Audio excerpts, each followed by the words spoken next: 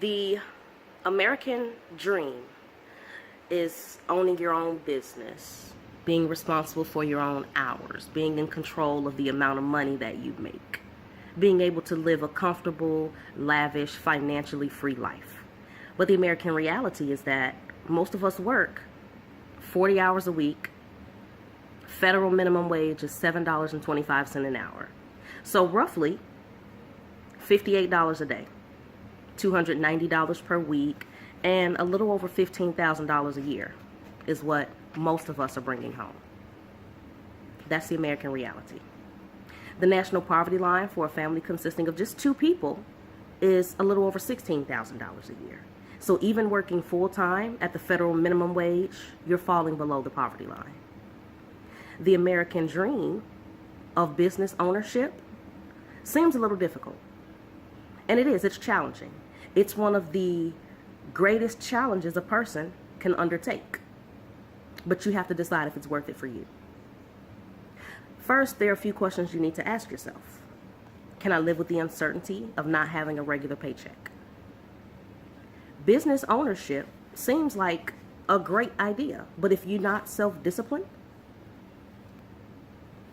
you won't be successful. Without someone there telling you when to go to work, when to go to lunch, when to get off, will you have what it takes to stay on top of things? The average startup business may not see a profit for anywhere from 6 months to a year. Are you prepared to deal with that?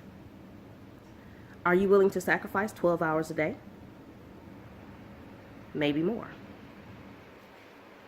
If you've sat back and you've thought about it and you've decided that it's worth it, there are a few things you need to do.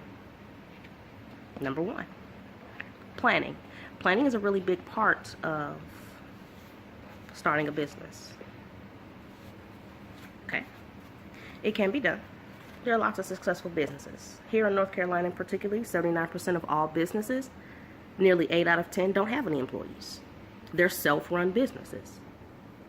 18% have fewer than 20 employees, and 31% of North Carolina firms have fewer than 100 employees. Small businesses in North Carolina employ 1.5 million workers. 1.5 million people in North Carolina work for a small business, so it is possible. It can be done, and you can be successful at it. 87% of exporters in North Carolina are small business. They generate almost a quarter of the state's export value. You can definitely get on that. Okay? In 2014, the median income for individuals who were self-employed at their own unincorporated business, sole proprietors, partnerships, was $20,000. That's almost $5,000 more than what you would make clocking in, clocking out. Full-time job, 40 hours a week, 52 weeks a year. So what you want to do when considering starting a small business is planning. Choose an industry. Decide if you want to offer goods, if you want to provide services, and research the market.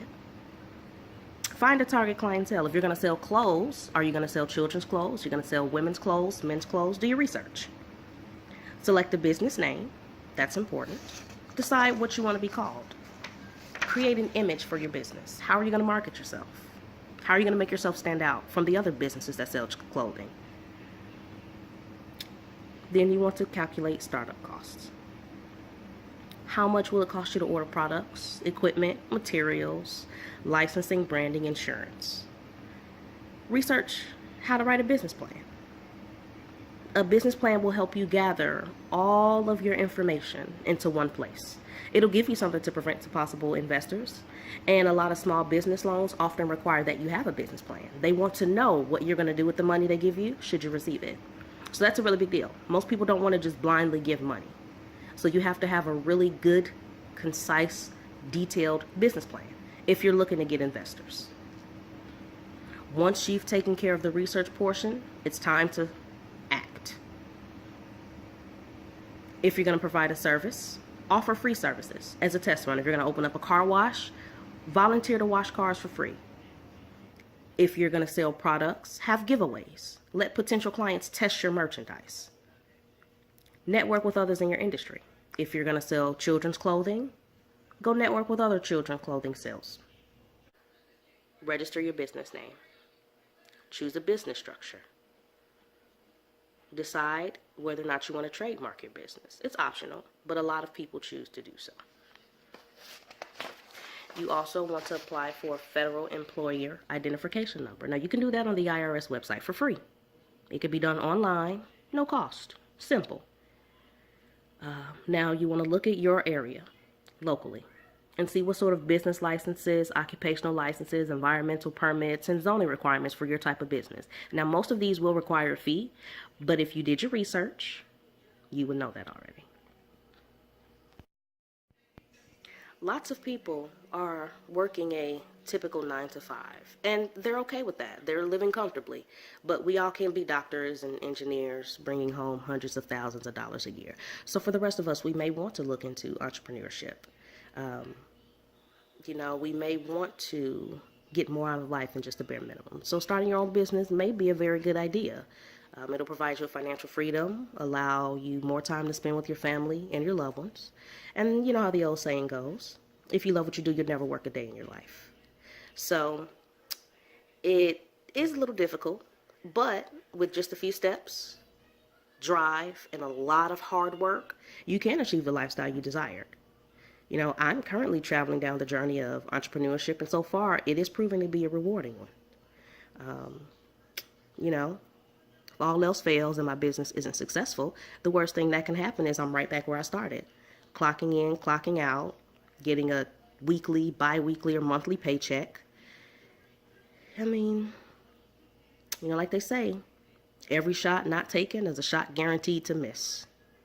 And I don't know about you, but I'm ready to score.